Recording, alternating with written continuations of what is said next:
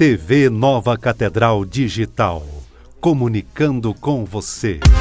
Oi, gente! Gente, oi! A paz do Senhor Jesus. Vai tudo bem por aí? Por aqui vai tudo bem, graças a Deus. Se aí não tá, vai ficar, porque eu profetizo sobre a sua vida o melhor de Deus. Nós estamos começando mais um Livres Podcast aqui pela TVNC Digital.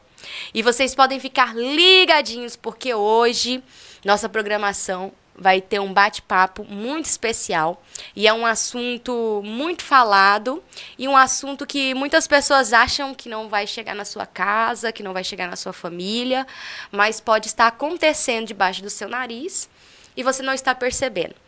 Então, esse assunto, nós estamos hoje com uma convidada muito especial, né?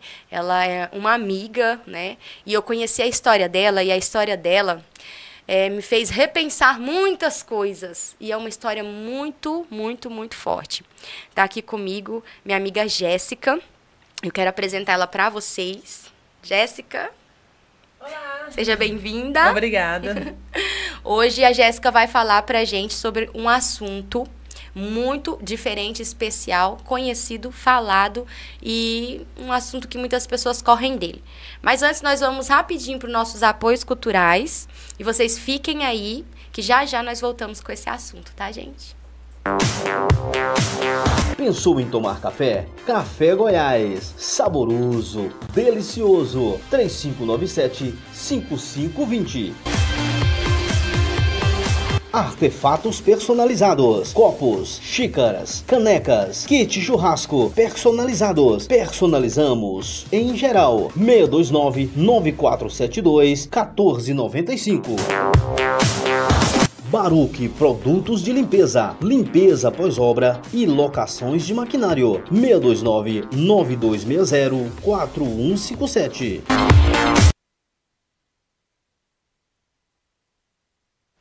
É isso aí, minha gente! Então vamos para esse assunto tão especial, mas antes eu quero fazer um pedido para vocês. Vocês que ainda não nos seguem aqui no nosso canal, se inscreva no nosso canal, ativa o sininho das notificações para vocês ficar por dentro de todas as programações. Também nos siga nas nossas outras redes sociais, nas plataformas, para você também estar por dentro de todos os cortes, de tudo que vai acontecer dentro da TVNC Digital, né? E também da nossa programação do Livres Podcast. Não custa nada, é rapidinho e você sempre vai estar informado de coisas boas. E voltando para o nosso assunto, né? Hoje nós vamos falar um pouquinho da história da Jéssica. Não só desse episódio que ela viveu, né? Ela vai contar pra gente sobre sonhos, sobre coisas que ela vivenciou na vida dela. E nós vamos falar hoje sobre o assunto de feminicídio, né? A Jéssica vai contar aqui pra gente um pouquinho da sua história, né, Jéssica? Se apresenta aí pro pessoal. Meu nome é Jéssica, tenho 2 filhos. Casada? Sou casada. Foi casada, passou por esse episódio que você vai contar pra gente hoje. Foi num casamento, foi num relacionamento, foi num namoro? Foi um casamento anterior ao atual que eu estou agora. Esse casamento, ele tinha muito tempo? Vocês eram casados? Em torno de quase 3 anos. 3 anos? Quase 3 anos. Vocês ficaram casados? Casados quase 3 anos. Quase 3 anos. Mas conta pra gente, como que é vivenciar esse ato, né, que você viveu? Vamos supor, começou, você já tinha sinais no namoro? Quando você estava conhecendo essa pessoa, ele já dava sinais? Não. No início, não. O primeiro ano da gente foi tudo normal, foi tudo maravilhoso. Só que após um período de um tempo, começou a haver muito ciúme obsessivo com o celular, ou com amizade, ou com igreja, principalmente. Vocês 2 eram evangélicos? Sim, éramos evangélicos. Se conheceram na igreja? Não, fora da igreja. Fora da igreja? Fora da igreja. Aí foram pra igreja? Fomos pra igreja, na época ele tocava e eu louvava na igreja. E conta pra gente, quando você começou a perceber que tinha alguma coisa errada nesse relacionamento? Quando eu comecei a pegar pequenas mentiras, algumas mentiras do dia a dia, inventava coisas tão pequenas, tão supérfluas, mas só que nunca passou pela minha cabeça que ele estaria fazendo isso, entendeu? Que estaria me traindo, qualquer coisa parecida. E nunca passou pela minha cabeça, pelo tom de voz dele, pelo jeito que ele conversava comigo, que ele iria fazer isso comigo. Mas existia amor. Existia amor, era um relacionamento legal, gostoso de se viver. Era muito bom. Meus 2 filhos não eram dele. E ele tratava meus filhos super bem. Tanto que ele me conquistou por causa dos meus filhos. A forma que ele tratava seus filhos. A forma que ele tratava, a forma como ele lidava, como ele brincava. Foi por causa disso que ele me conquistou mais ainda. Quando você começou a perceber isso, você lutava contra o sentimento de sair desse relacionamento? Você imaginava que chegaria a esse ponto? Não, eu nunca imaginei que chegaria a esse ponto. Porque a gente, como cristãos, a gente tem aquela ideologia da gente casar e nunca separar, nunca divorciar, nunca por nada. Então, eu sempre tentando lutando, e sempre pedindo para Deus mudar. Mas nunca passou pela minha cabeça que ia chegar até esse ponto. Ele começou com agressões já no início desse relacionamento, no primeiro ano, ou demorou? 1 ano depois. Já começou com as agressões? Já. E mesmo assim, você achava que ia acontecer um milagre, que era só uma fase? Você tinha medo? Eu sempre pensei que um dia poderia mudar, porque a gente vê testemunho de pessoas, né, que hoje são pastores, que hoje fazem as coisas, fazem a obra, né, que são o ex alguma coisa, e as pessoas sempre mudam. Então, na minha cabeça ia mudar, não ia ficar assim por muito tempo. Então, conta pra gente, como que foi que aconteceu isso? Vocês se casaram mais ou menos um ano após começou algumas agressões, começou um ato diferente da parte dele, você começou a sentir medo e mesmo assim acreditava. Como que foi esse acontecimento? Conta pra gente, por partes, assim. Assim, começou primeiramente foi com ciúme dentro da igreja. Ciúme com os irmãos, ciúme com as pessoas que me rodeavam. E em seguida, começou com mentiras, tanto por questões financeiras, quanto porque do nada sumia dinheiro da conta, ele não sabia explicar de onde que ia. Depois começou com mentiras com o celular. Eu não deixava eu nem pegar no celular dele. Ele se envolvia com drogas? Olha, por uma vez só eu vi. Uma vez que a gente estivemos separados, e ele saiu de casa, eu estava na casa da minha tia. E eu saí de casa, né? E eu morava lá perto de Aparecida. E eu de surpresa, eu fui na minha casa. E quando eu cheguei lá em casa, foi de surpresa. Eu cheguei, abri o portão e dei de cara que no lote tinha uns pacotinhos de droga. E dentro do meu quarto também tinha. E quando isso aconteceu, qual foi o seu pensamento no momento? Eu fiquei meio em choque, porque eu imaginava isso dele, porque ele falava super bem, eu nunca vi, nunca tive nenhum, assim, nunca vi nada. Então, assim, tinha vezes que a gente separava, ele saía, sempre a maioria das vezes ele saía de casa, poucas foram as vezes que eu saí. E a gente separava, às vezes discutia muito. E eu nunca imaginei isso dele. Como foi a tentativa? Conta pra nós o que você vivenciou naquele dia.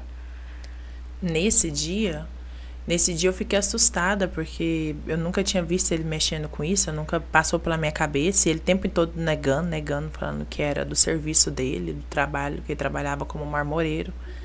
E eu nunca passou pela minha cabeça sobre isso, né? Que ele mexia com isso, porque ele falava super bem. E no dia do acontecimento, né, que foi o que te levou pro hospital, que aconteceu todo aquele filme. Eita. Nesse dia já havia mais ou menos 1 ano que eu tinha descoberto uma traição dele. Eu descobri essa traição, eu estava gestante. E eu recebi uma ligação antes disso, né? Quando eu descobri a traição, há 1 ano atrás desse acontecimento, eu estava gestante e na época eu estava até com Covid. E eu lembro que eu recebi uma ligação da amante dele, ela me ligou, falou um monte de coisa pra mim, e eu fui conversar com ele, tentar tirar a satisfação do que estava acontecendo. E nesse dia houve uma agressão física, ele me bateu e eu perdi um bebê. Aí você estava gestante dele? Tava, da primeira vez tava. Meu Deus. E aí a gente começou a brigar muito, discutir muito, e eu largava dele, ele voltava chorando, pedia pra voltar, e eu sempre acreditando que eu era casada.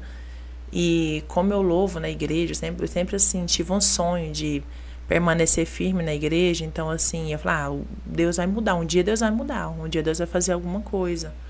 E eu sempre com aquela esperança que poderia acontecer uma mudança. E várias vezes Deus falava pra mim que não era mais da vontade de Deus disso acontecer. A gente estávamos juntos, mas mesmo assim eu insistia nisso. E um ano depois, né, de muita briga, a gente se separou várias vezes.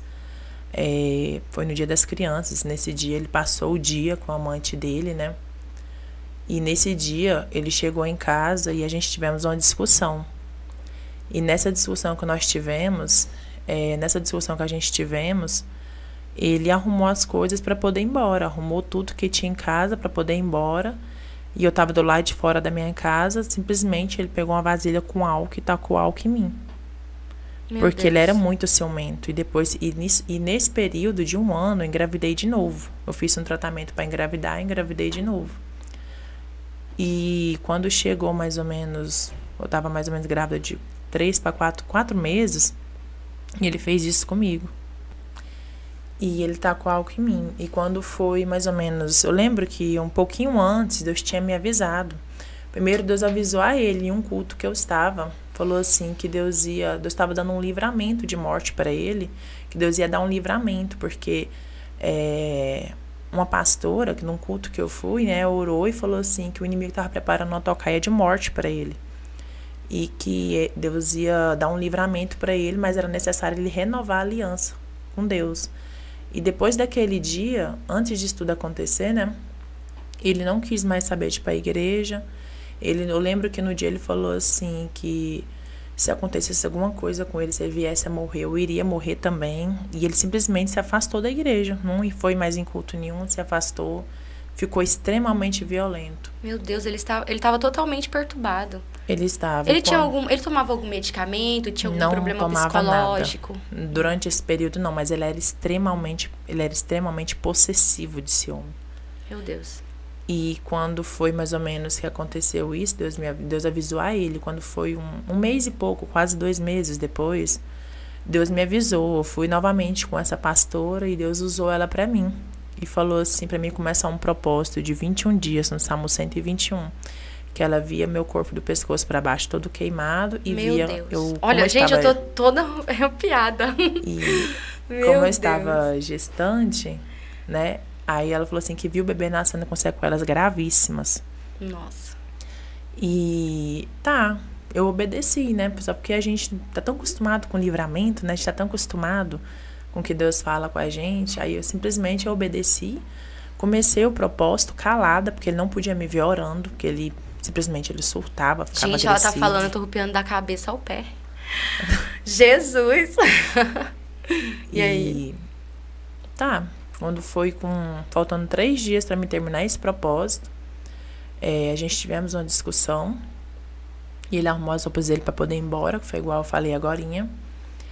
E no que ele arrumou as roupas dele para poder ir embora, eu estava do lado de fora, a gente discutimos nesse dia. Nesse dia ele passou o dia na casa dessa amante dele. E quando chegou em casa, ele tacou fogo em mim. Não, primeiro ele tacou o álcool. E só porque meu cabelo era muito grande, ele era pouca coisa mais baixo que eu. Então, na hora que ele tacou, ele me abraçou. No que ele me abraçou, ele riscou o isqueiro, mas no fogo não pegou. Foi quando eu consegui correr, mas pelo meu cabelo ser muito grande, e eu sou mais alta que ele, no que ele me abraçou, ele molhou um pouco dos braços e um pouco do rosto e do pescoço de álcool. Por causa do meu cabelo, ele era mais baixo que eu. E eu consegui antes de eu chegar no portão, de eu virar, ele conseguiu riscar o isqueiro em mim. E no que o fogo bateu em mim, voltou nele. Porque como ele estava molhado, molhou um pouco. E eu lembro assim que o fogo, comecei a pegar fogo, né? Misericórdia. E ele pegou e ficou... Como é que fala? Ele pegou e ficou... Simplesmente ele tirou a camiseta, se apagou e deixou pegando fogo. Grávida, gestante. De um filho dele. Um filho que ele era apaixonado, ele sonhava que esse filho, que loucura. ele era Porque ele só tem um filho, então ele era apaixonado. O sonho dele era ser pai de novo. Foi algo planejado. E ele era muito ciumento, muito possessivo, tanto na igreja, porque eu louvava, ou porque ciúme, às vezes, dos pastores que eu andava, das pastoras. Ele era muito obsessivo. E aí, quem que acudiu? Você, no momento? O que aconteceu? Eu tenho um filho mais novo. Meu filho mais novo veio gritando ele, que não é dele, né? Meu Deus, quantos anos ele tinha? Na época ele tava com... Deixa eu ver. Com 5 anos. Meu Deus, Ele essa veio- criança, Jesus, viu tudo isso? Viu? E ele veio gritando. E no que ele veio gritando, ele pegou, falou pra ele assim, vai pra lá que eu vou salvar sua mãe. Ele me deu uma... Depois de ter se apagado, ele me deu uma rasteira e saiu me rolando no quintal, que meu quintal era de terra, até chegar num cano do outro lado do lote. Quando chegou no cano, ele quebrou o cano e apagou o fogo.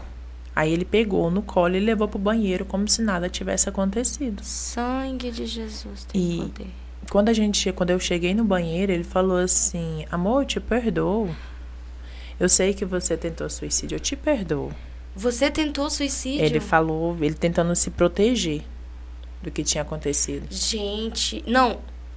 Eu tô aqui, pasma, sério, porque assim, eu tô falando com você me contando sua história, e eu imaginando a quantidade de mulheres que passam por isso todos os dias. É verdade. É um número muito grande, é um índice muito grande, uma porcentagem, né, muito grande, e geralmente as mulheres, elas não têm coragem de fazer algo.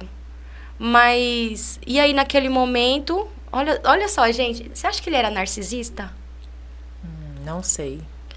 Ele ainda culpou você na tentativa de se sair de uma tentativa de homicídio. Foi. Né? E assim que eu lembro que eu falei assim, pera só um pouco que eu vou ali fora. E eu saí, eu peguei, ele esperou lá no banheiro, né? E eu fui lá pra fora pedindo, eu lembro que eu tava só com o short, eu já não tava, minha blusa tinha queimado, e lembro de ele pôr a mão em mim e arrancar a blusa pegando fogo. Mas como eu tava toda queimada, eu tive os 2 braços queimados, eu tive os seios, a barriga, as costas, a virilha queimada, o cabelo meu inteiro queimado. E eu lembro que do jeitinho que eu tava, eu falei, espera só um pouquinho que eu tô voltando. Isso Eu saí- aqui, assim, vocês são marcas. São. Mostra assim, não sei se pega, não. Na câmera não pega, né? São marcas. Acho Gente, que tem. é visível as marcas no corpo dela, olha. Muitas marcas. E aí, nesse momento? E eu lembro que eu saí pra fora e saí gritando, batendo nos portões. Ele tentou me puxar pra dentro. E os vizinhos saíram pra fora, me pegaram e me conversaram comigo, né? Perguntou o que estava acontecendo. E ele o tempo inteiro falando que eu era louco. O tempo inteiro falando coisas assim, como se eu era a pior pessoa do mundo. Na cabeça dele. Aí eu lembro que ele estava muito bem. Ele ia dirigindo o carro do meu vizinho. Porque ele não queimou quase nada. Ele queimou 15%. E a gente pegou... E um vizinho meu pegou, né, me levando pro hospital. Ele ia dirigindo o carro desse vizinho. De tão bom que ele tava no dia. Mas aí aconteceu que o vizinho foi. Quando chegou, eu lembro que eu entrei em casa, antes de eu ir, eu entrei em casa, né. Peguei meus filhos, peguei meu celular que tava guardado.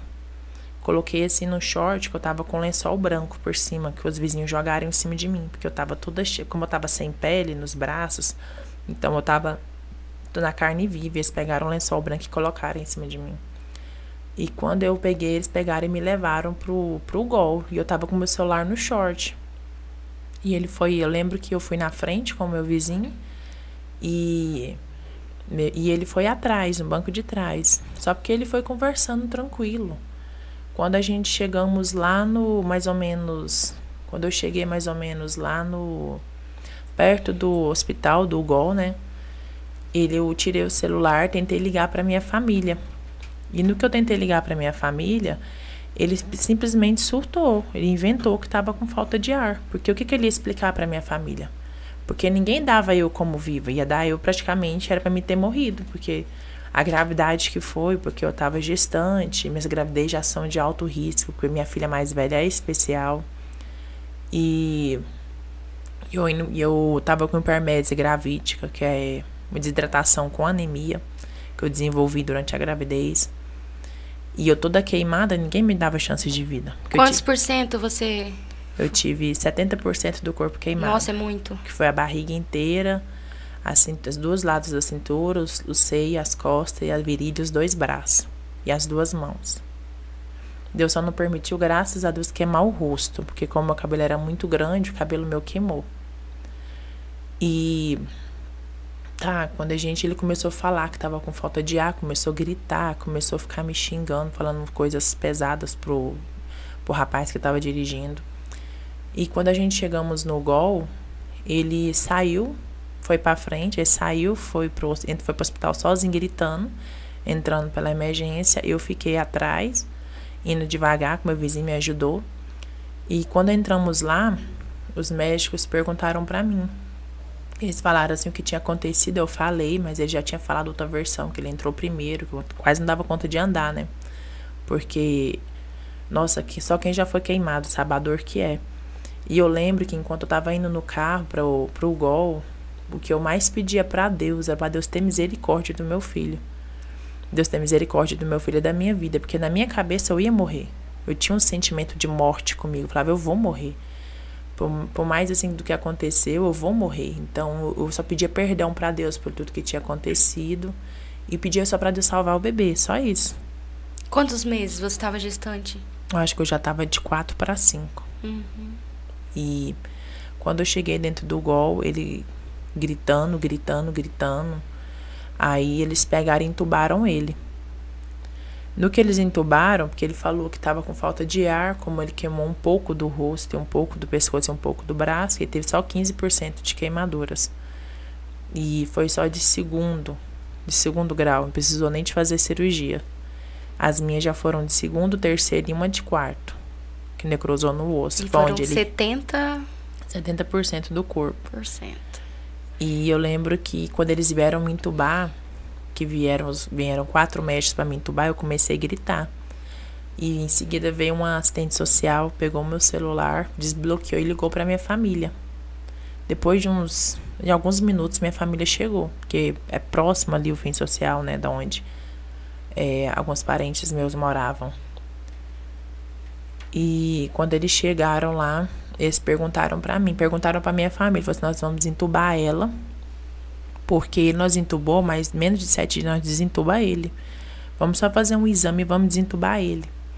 E vocês têm que assinar a intubação dela, que ela não quer deixar. Então, vocês precisam assinar a intubação, porque ela não vai viver.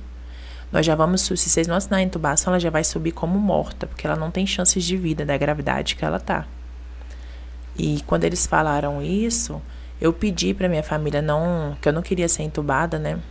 E eles pegaram, uma tia minha ficou no hospital, e ela assinou um termo de responsabilidade, tanto pela minha morte como da do bebê. E quando eles entubaram, na época, meu ex-marido, eu peguei e falei que não podia entubar ele, porque tinha problema de pressão alta e problemas cardíacos.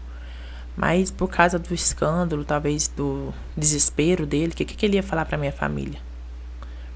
E aí ele pegou e acabaram entubando ele. Aí eles não me entubaram, ele subiu pra UTI primeiro que eu, pra fazer o exame. E eu fiquei lá. E eu lembro que eu tomava morfina de 3 em 3 horas, com Dramal. E quando foi no outro dia, eu subi pro centro cirúrgico. Eu fiz a primeira cirurgia, que é debridagem. Você faz ela com a lâmina, bem fina. Aí eu tive que ser entubada só para fazer a cirurgia, a primeira cirurgia. Quando eu saí do centro cirúrgico, eu fui pra UTI. Eu fiquei junto com ele na UTI. Ele ficou entubado do meu lado e eu acordada do lado de cá. E nisso eu não mexia mais o corpo, porque do joelho para cima eu não tinha mais movimento, porque como eu queimei, quem queima perde a mobilidade do corpo inteiro, quando os lugares onde você é queimado. E eu não mexia mais, então eu fiquei na UTI 100% dependente de quem cuidava de mim. E nisso eu fiquei um tempo na UTI, junto com ele. A cada dia que passava, eu passei por 3 ou foi 4 cirurgias dentro da UTI. E voltava para a UTI. E nisso eu desenvolvi uma pré-eclâmpsia, sequelas da queimadura. É, porque além de tudo, você ainda estava gestante, né? Eu estava gestante. E eu lembro que eu comecei a observar algumas pessoas morrendo dentro da UTI. E detalhe, esse propósito de 21 dias, eu entreguei ele dentro da UTI. Você estava em campanha, né? Então, quando aconteceu, Deus falou que ia te livrar e realmente... Ele me livrou. Ele te livrou. Quando eu tava dentro da UTI... Te livrou da morte, mas não da fornalha. Porque... Literalmente, gente, desculpa, mas... Aí eu fico pensando, né? Eu lembro que quando eu tava na UTI, eu falava, Senhor, se você me der mais uma oportunidade de sair daqui, dessa UTI, porque era impossível sair da UTI. Eu falava para Deus que se Ele me desse mais uma oportunidade de eu sair daquela UTI com vida, eu ia adorar o Senhor melhor. O primeiro lugar que eu ia, independentemente do meu estado físico, era para a igreja, para agradecer a Deus. E eu faria tudo para Deus em forma de agradecimento. Enquanto você estava lá e ele ainda estava entubado, tinha chance de vida, você pensava ainda em continuar quando saísse de lá mesmo, depois de tudo que havia? Pensava. Sério? Eu pensava ainda. Eu tinha medo, mas eu pensava. Meu Deus. Eu pensava em continuar com ele. E eu lembro que eu fiquei alguns dias na UTI e quando eu vi um rapaz do meu lado faleceu, entrou igual ele. E como ele estava cada dia que passa piorando o estado, porque o coma induzido virou coma, por causa da pressão alta que ele tinha, aí virou coma. E você acha que você tinha uma dependência emocional? Que ele tinha esse poder sobre você? Era medo ou era amor? Eu acho que um pouco era pressão. Porque toda vez que eu separava dele, ele ficava em cima de mim, vamos voltar, chorava, fazia tudo certo, ia pra igreja, tudo certinho. Aí passava semanas e semanas assim, eu acabava sempre voltando. E aí, o que aconteceu com ele? E eu peguei e saí, eu dei uma primeira parada cardíaca dentro da UTI e saí. Porque eu comecei a ver algumas pessoas morrendo, né? E eles me tiraram da UTI e me subiram pra enfermaria. Na enfermaria, no primeiro banho que eles me deram, eu dei a segunda parada cardíaca lá. E eu lembro que ele continuou na UTI. Ele permaneceu na UTI por 18 dias. Deu 2 paradas cardíacas e veio a óbito. E eu fiquei... Depois disso, eu saí, né, da UTI. Fiquei na enfermaria, passei por 7 cirurgias. Fiz uma plástica reconstrutora. Eu tive que tirar a pele das pernas para fechar as queimaduras de 3º e 4º grau. E fiz os 7 cirurgias lá dentro. E nesse período eu lembro que, por incrível que pareça, o único jeito quando eu melhorava, que eu me acalmava, era quando eu louvava. E era a coisa que eu mais não queria de fazer. Antes, quando eu estava boa, nossa, eu morria de vergonha, de medo de estar louvando. E quando eu estava dentro do hospital, Deus permitia até quem não era crente, porque as enfermeiras, para elas me darem banho, na hora de tomar o banho, como elas sabiam que eu só me acalmava louvando, então elas começavam a cantar. Eu perguntava assim, vocês são evangélicos? Elas, não. Mas como você só acalma louvando, porque nem a morfina não faz mais efeito, então vamos louvar. Nossa. E eu lembro que eu fiquei 30 dias. E os médicos falaram que eu ia ficar 3 meses. Isso você ainda estava gestante? Continuei gestante. E os médicos falavam pra mim assim que eu ia ficar 3 meses no hospital, ia fazer meu parto lá.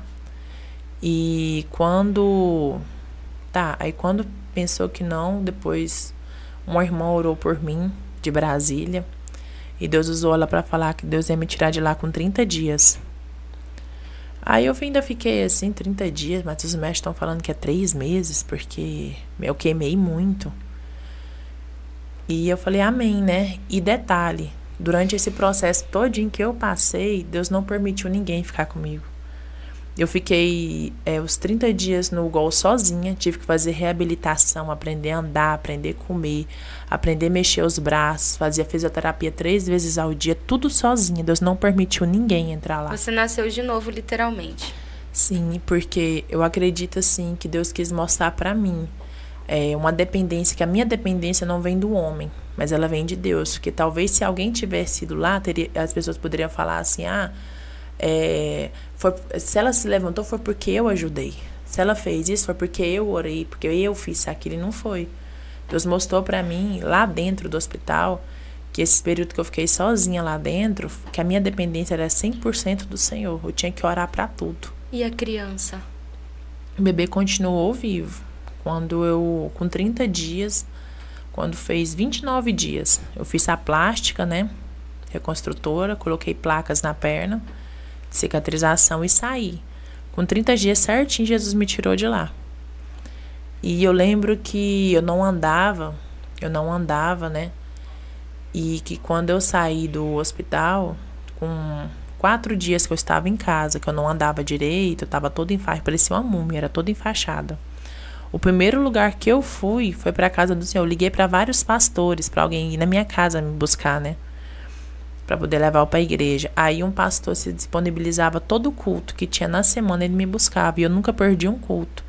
Tudo bem que eu não louvava, porque eu não dava conta, porque eu saí de lá dependente de muito medicamento, devido aos acontecimentos que tiveram.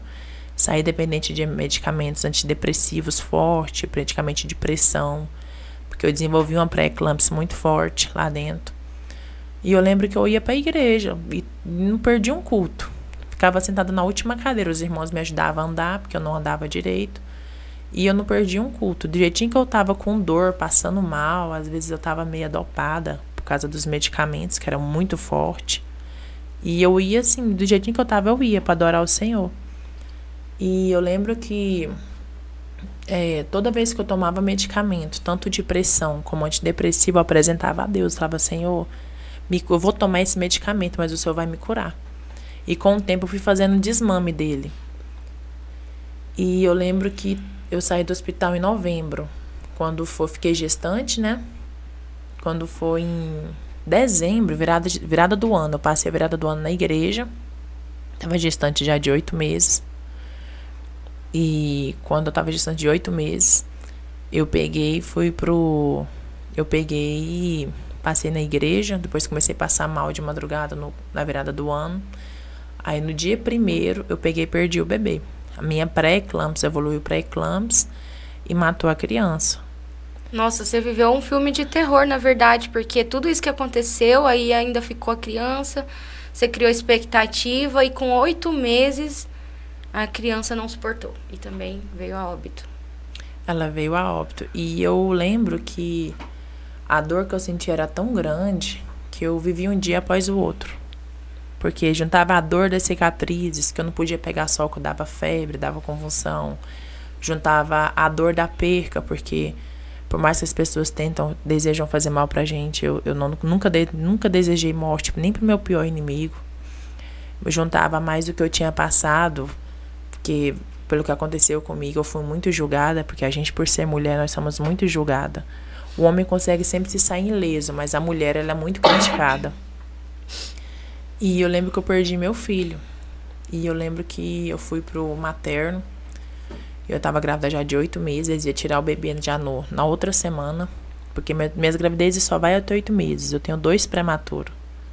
E a minha filha mais velha é especial devido a uma pré-eclâmpsia que eu tive. E eu lembro que quando eu cheguei na maternidade, no materno, eles falaram assim, a criança é muito pequena, vamos induzir o parto normal. E nisso eu tenho 2 cesáreas, eu não dou normal, nunca dei normal. E eles vão me induzir o parto normal, mas eu por traumas de ir para o centro cirúrgico, ter que abrir a barriga de novo, passar por outra cirurgia, falei, a parto normal é tranquilo, você falou que dá, que eles vão forçar a abertura, então é melhor, né? Porque quem tem parto normal é rápido. E nisso eles forçaram, eu falei assim, tá bom. E nesse período eu fiquei sozinha de novo no materno. E quando eu passei por isso, eles pegaram e induziram o parto normal. Quando deu mais ou menos umas 6 horas da manhã, eu vi um estralo na minha barriga. Aí foi na hora que a dor triplicou. Aí, em vez de eu ficar sangrando normal por fora, eu tava sangrando com a hemorragia interna. Que a minha cesárea, ela rompeu embaixo e rompeu pro lado direito. E a criança saiu para fora do útero. Ela ficou no corpo, no meio dos órgãos. E nisso eu tive uma ruptura uterina. Com hemorragia, com eclâmpsia, tudo junto. Mulher. Com pré-eclâmpsia. Jesus amado. E eu lembro que foi por um erro médico deles, né? E eu lembro que quando trocaram o plantão, a médica falou assim, que era 7 horas, ela falou assim, gente, vocês vão matar ela, porque ela tem cesárea, ela tá com a barriga queimada, ela tem cesárea. Mãe que tem barriga queimada não dilata. Pode levar ela pro centro cirúrgico. E eu lembro que quando eu fui pro centro cirúrgico, cheguei no centro cirúrgico, tinha 7 médicos lá para me atender, porque é um caso raríssimo. É muito raro alguém sobreviver ou acontecer de uma pré-eclâmpsia, já é grave, que é um derrame, né, que dá. E ruptura uterina também é raríssimo acontecer, porque Hoje em dia é lei. Mãe que tem 2 cesáreas não pode dar parto normal. Eles não induzem, já manda direto para cesárea. Então, era muito raro o meu caso. E quando eu cheguei no materno, tinha 7 médicos, fora os estagiários, tinha muita gente. E eu lembro que eles foram comigo às pressas pro centro cirúrgico. Chegou lá, devido à hemorragia, eles colocaram muita bolsa de sangue e plasma, que eles trocavam toda hora, sangue e plasma, botavam em cada braço. E foi uma cesárea, eu fiquei acordada, né? Que foi uma cesárea comum, normal mesmo, não foi sedação completa. E eu lembro que tiveram que fazer uma esterectomia subtotal, tiraram o útero e um ovário e uma trompa. E tiraram o bebê. Quando eles mostraram a criança estava toda sem pele, já do rosto. Devido tanto medicamento que eles colocaram. Aí eles levaram o bebê para fazer, parece que era autópsia. E eu saí do centro cirúrgico. Eu lembro que eu entrei 8 horas da manhã, saí de lá 4 da tarde. Quando eu saí de lá, eu fui para uma salinha lá, e eles falaram assim, Jéssica, você está querendo entrar em coma por causa da pessoa pré-eclâmpsia. Então, nós vamos levar você para UTI. E eu, por trauma da UTI, né, pelo que eu passei na UTI, eu não queria ir para UTI. Aí eu lembro que eu liguei para uma pastora, ela orou por mim, e eu fui novamente para UTI.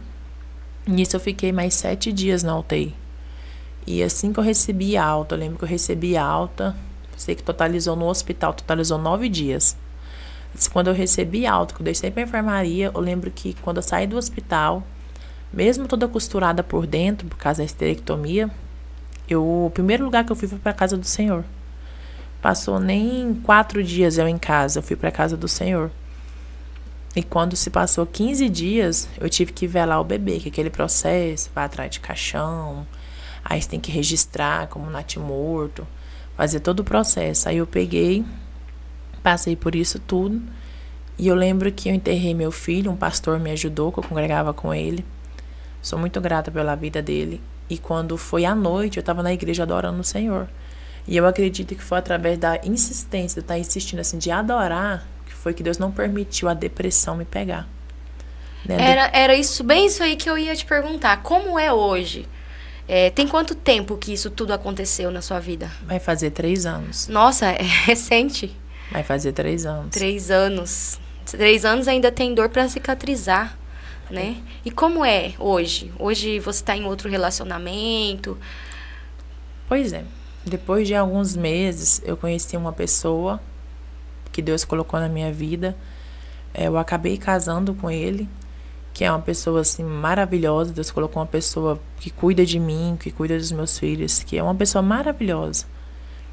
E ele não é agressivo? Não é agressivo. Meu esposo não é agressivo. Ele é uma pessoa bem calma, bem tranquila. E como foi você entrar num novo relacionamento depois de tudo isso?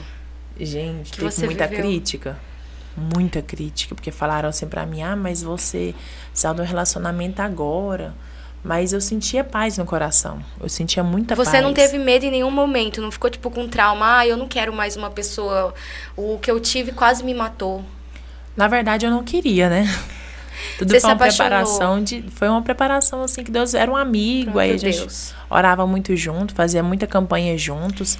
Aí acabou que essa amizade foi fluindo até virar um namoro e em seguida a gente casou. Você acha que essa dependência que você tinha de mesmo estar acontecendo todas essas tentativas, porque para ele chegar nesse ato, com certeza ele havia tido outras tentativas ou não antes?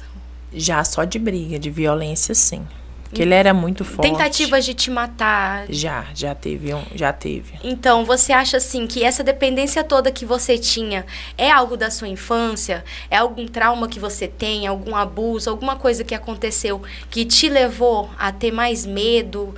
A não conseguir sair dessa situação? Olha, eu acho que sim. Porque eu já passei por muitos traumas quando eu era mais nova. Eu já passei por muitos traumas de infância, tanto como eu já passei por abuso sexual, já passei assim por abuso principalmente mental. Então, assim, devido ao meu passado, então, pra mim, eu tinha na minha cabeça que casamento pra mim era um refúgio. Era algo que eu tinha, assim, que me fazeria bem. Eu achava que eu era feliz naquilo, porque quando eu era mais nova, eu não era muito feliz.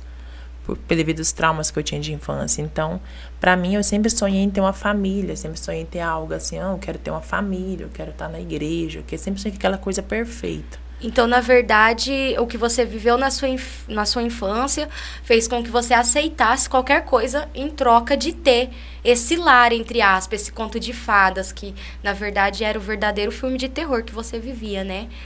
Tipo, você sempre imaginava que ia acontecer um milagre, mas por uma falta que você tinha na sua infância. De um lar quebrado, né? De um abuso, que nem você falou. E isso fez com que você tivesse uma dependência do homem. Sim, porque quando eu passei por isso, quando eu era mais nova, então por eu não ser feliz, então aqueles momentos que eu tinha de privação ali, que eu era feliz, pra mim aquilo ali era bom. Porque eu não tive isso na minha infância, então eu achava bom. Como se fosse uma dependência. Como se fosse uma dependência emocional. Sim, você mendigava, porque por mais que fosse ruim, que tivesse agressões, tinha um momento bom. Então aquele momento bom sobressaía e fazia com que você permanecesse e acreditasse que ia melhorar de alguma forma. Porque o que você teve na sua infância era tão ruim que o que você vivia hoje, o momentinho bom, os minutinhos bons, te fazia feliz, então para você estava bom. Hoje você conseguiu se libertar disso, encontrando em Deus a verdadeira dependência? Quando eu era mais nova, eu consegui perdoar quem fez isso comigo. Então, na minha cabeça, como eu consegui... Eu demorei 9 anos para perdoar a pessoa que fez isso comigo. Porque eu tinha traumas muito fortes de infância. Eu tinha medo de pessoas, eu tinha medo de tudo. Então, eu me sentia muito excluída. E como eu consegui perdoar a pessoa que me fez esse mal na minha infância, então, para mim, era fácil perdoar quem me agredia ou quem me fazia algum outro algo ruim, assim, emocional ou humilhação. Então, pra mim, devido aos traumas meus de infância que eu já tive, então pra mim aquilo era normal. E hoje, depois de você se encontrar com a fé em Deus, de ver que a dependência é nele, você viveria isso novamente? Você mudou seu pensamento, sua forma de pensar? Você chegaria a esse ponto mais uma vez? Não chegaria, mas assim, eu acredito que nada acontece na nossa vida sem um propósito. Assim como teve coisas que aconteceram na minha vida que me marcou, coisas que me deixaram cicatrizes, eu acredito que tudo Deus tem um propósito, que hoje eu me tornei uma pessoa mais forte, eu me tornei uma pessoa mais forte para muitas situações. O que não te mata te faz mais forte. Aquilo que for usado talvez para me ferir lá atrás, hoje eu uso isso para ajudar outras pessoas que estão passando talvez pelo que eu estou passando, pelo que eu passei, ou talvez por algum trauma que eu já tive. Eu sei que tem muitas mulheres, muitas mesmo que eu pesquisei, que passam por isso hoje. Você tem algo a falar para essas mulheres que talvez estão nos assistindo nesse momento, né?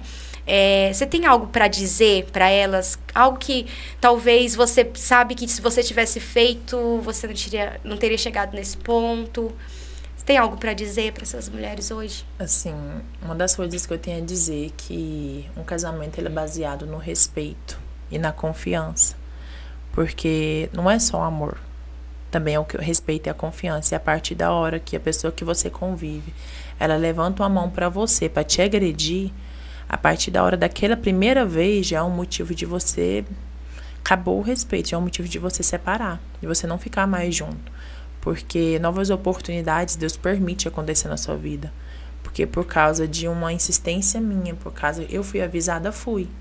Deus falava comigo. Mas por causa daquela paixão que eu fiquei cega, por causa da situação, então eu deixando assim naquele acomodismo... Então, eu nunca pensei em separar antes. Mas se eu tivesse, da primeira vez, do primeiro tapa, o primeiro empurrão que ele me deu, se eu tivesse tomado a decisão de não ficar junto, de separar, talvez hoje eu não teria, assim, passado por isso, porque foi muito forte. E outras pessoas, talvez, no meu lugar, não estaria igual eu estaria hoje. Já estariam totalmente, assim... ou 100% dependente de remédio, eu estaria doente, eu tentaria até suicídio. No seu caso, na verdade, é um milagre, né? Mas, assim, primeiro que Deus já te livrou, né? É vocês, mulheres, né? Nós já estamos quase encerrando já a programação. Que hoje vive isso, não pode contar pra ninguém, né? Sua família não sabia disso.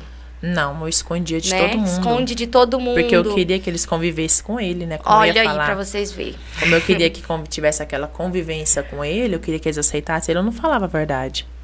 Mas se eles soubessem a verdade do que acontecia na minha vida, assim, jamais eles tratariam ele bem ou aceitariam.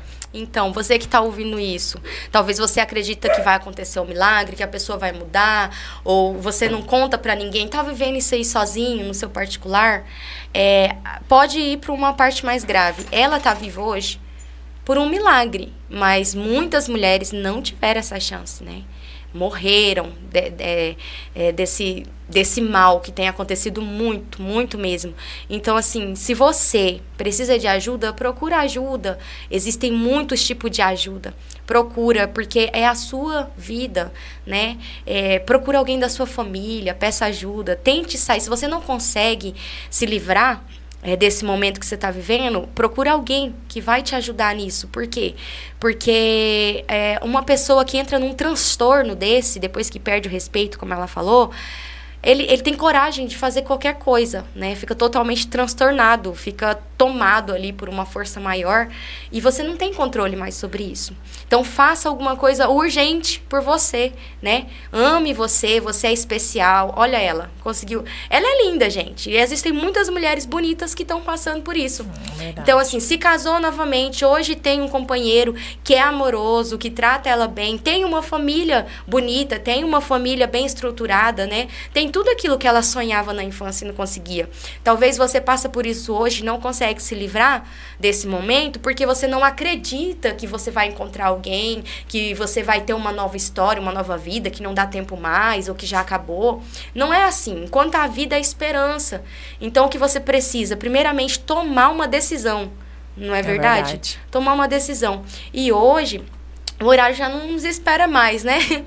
E hoje o que acontece? Hoje ela tem uma família abençoada, né? Tem um esposo que honra ela. Hoje ela não é à base de medicamentos, como ela disse. Tem muitas marcas no corpo, infelizmente, mas ela louva ao Senhor, né? Conta esse testemunho aí para muitas pessoas. Você prega também? A palavra? Olha, eu louvo, mas... O testemunho já é uma pregação, né? E você, assim, quer deixar algum contato, alguma coisa? Você é aberta ao público para levar essa mensagem ou não? Olha, eu acho que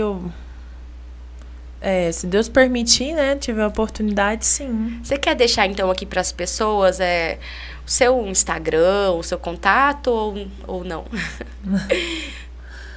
Gente, tem meu Instagram, né? Que... Tem que falar? Pode falar.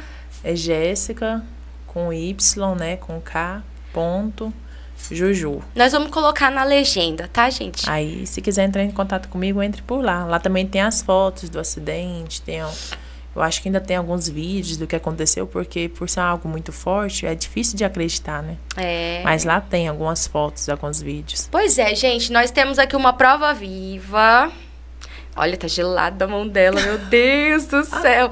Não, deve ser muito difícil a gente falar de uma dor, né? Não é bom, não. Temos uma prova viva de alguém que venceu esse processo e você também pode vencer.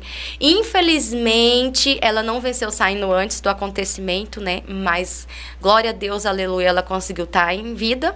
E você pode sair antes, você não precisa passar por esse transtorno. Não é só tentativa de queimadura, acontece muitas coisas, né? Milhares e milhares. Eu quero agradecer você. Eu sei que você tocou o coração de alguém de alguma forma. Você pode mudar a vida de alguém de alguma forma, viu? Eu quero agradecer também todos vocês que ficaram conosco até o final dessa programação aqui do nosso Livres Podcast. Ela tem muito mais história para contar, mas numa outra ocasião, com certeza, ela vai retornar. A história dela é muito linda, né? Tanto de infância. Mas hoje a gente focou mais nesse assunto que foi o que foi fluindo aqui, né? E eu quero dizer para vocês, compartilha. A gente nunca sabe quem é que tá passando por isso no anonimato. A gente não conhece. Às vezes as pessoas estão sorrindo na igreja, estão sorrindo no trabalho, estão sorrindo na rua, mas dentro de casa vive esse verdadeiro filme de terror que ela contou aqui, gente. Então eu quero agradecer todos vocês e pedir, continua compartilhando, continua comentando, continua nos ajudando nesse trabalho, né, que nós fazemos aqui através das redes sociais. Eu quero agradecer você também, minha amiga. Amém. Olha, você é muito guerreira, viu? Muito Obrigada. Guerreira. E ver você assim hoje, depois de tudo que aconteceu, sem necessidade de medicamento, né, para estar de pé e estar aqui, né, falando do seu milagre, contando, isso não é para qualquer pessoa. Então você é uma pessoa forte, Amém. Diferenciada. Eu louvo a Deus pela sua vida e eu creio que Deus, o que aconteceu com você não foi para te deixar numa história triste, não, mas foi para algo grande que Ele vai fazer ainda na sua história ou na vida de alguém que não tem coragem, né? E muito obrigado mesmo por ter vindo, Amém. por se abrir, por falar sobre esse assunto que eu sei que é difícil a gente lembrar da dor, né? A gente tocar num assunto que a gente quer esquecer. Eu sei que não é fácil, o que você fez aqui hoje não é fácil. Então eu te agradeço muito, viu? Muito obrigado por ter aceitado esse convite, tá? Eu louvo a Deus pela sua vida. E muito obrigada, gente. Fique com Deus. Quer falar mais alguma coisa?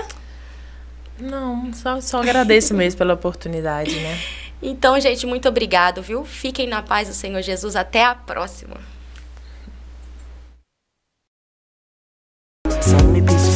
TV Nova Catedral Digital. Comunicando com você.